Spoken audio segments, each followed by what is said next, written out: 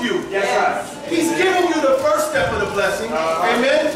He's giving you the first step of the blessing. Come on. But in order to expand the blessing, you need some spiritual exercise. You know what I mean? You need some things added on to you.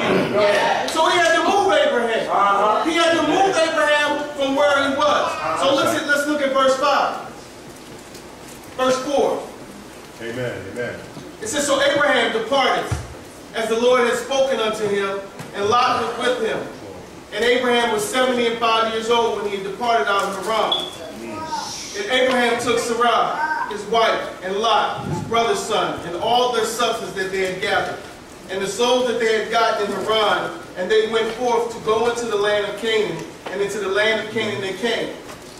And Abraham passed through the land unto a place of Shechem, unto the plain of Morah, and the Canaanite was then in the land. So, Abraham was obedient to God. Understand this.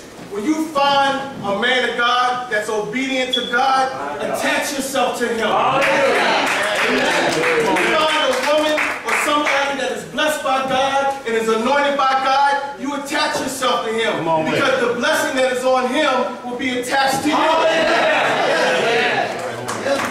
Abraham took everything. When I was studying this, it said there was about 1,000 people in his entourage. There was 1,000 people that understand that Abraham was called by God. There was 1,000 people that understand that Abraham was going to be blessed by God. Abraham didn't know where he was going. Abraham didn't know the end of this thing. But he said, I'm leaving. Who's coming with me? Come on, Amen. And God immediately took him to a land of Canaan. In the land of Canaan, there was wickedness. In the land of Canaan, there were people that were contrary to God's way.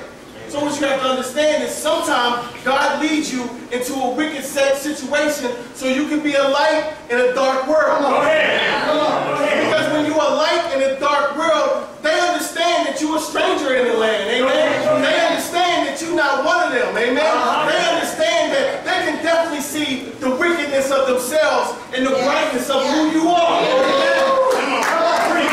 Because what you have to understand is that when you're anointed by God, when you're blessed by God, you carry something with you everywhere you go. And when you carry, let me explain to you. Can I make it plain? When I came to this church, I had 2 drug charges on my life. Amen? We would walk into the courtroom, this church would walk into the courtroom with me, and they would say, who are those people? Find out. The atmosphere would change when we would walk into the courtroom. Hallelujah. Because the person who committed the crime was not the same person who was walking into the courtroom.